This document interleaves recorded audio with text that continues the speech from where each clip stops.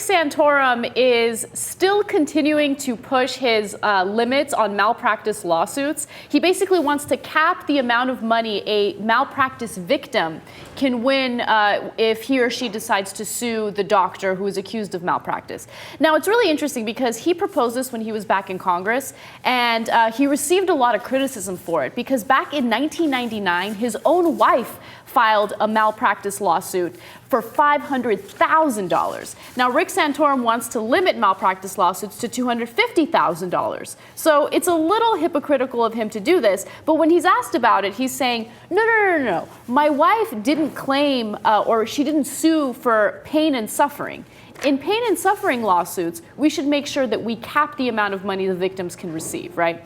Except when you talk to the judge who actually worked on the case that his wife was involved in, what Rick Santorum is saying is a complete lie. In fact, according to the Washington Post, the judge in the case also made clear that the majority of the $350,000 the jury awarded the family was largely for unspecific losses and pain and suffering, an amount he concluded was excessive. They had been rewarded $350,000 after they sued for $500,000, right? So he already sued for double, got more than the $250,000 cap, but it gets worse, right? And then the judge says, Jesus, man, that's a lot of money in this particular case. The judge isn't necessarily for caps. He's just saying, in this case, I can't believe how much you asked for and how much you got, right? Yes. So it shows you how excessive his actual request was.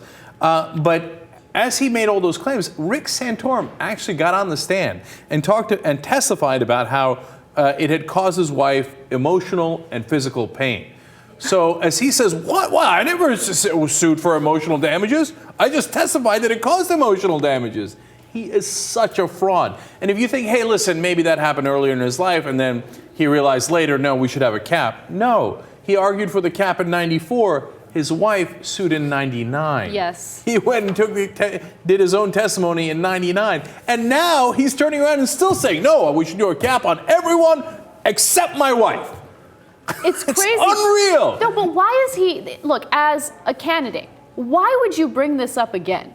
You see what I'm saying? Like, you've already been criticized for this hypocrisy back in the day. Why are you going to bring it up again, knowing that people are going to dig into your wife's medical history and her past, and they're going to expose everything like this? Like, really, this is the issue that you're going to fight on? No, I hear you, but I guess he thinks that he's got immunity because Republicans are used to being hypocrites and nobody ever challenges them. And Rick Santorum in the primaries has not been a significant enough force for anyone else to actually go after him. Mm-hmm. I mean, if he was a real contender, Romney and Gingrich would shred him. They'd put him in a wood shredder and be like, no, right?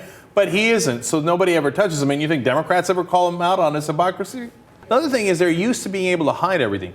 Do you know that the Santorums were so embarrassed about this case that they actually tried to seal the records of the case? They said because they didn't want their wife's privacy violated. But wait a minute, you sued publicly. You don't have any right to privacy. You went to a public court and sued publicly. They're like, no, we want to seal the records because then you would find out what a gross hypocrite we are as an entire family.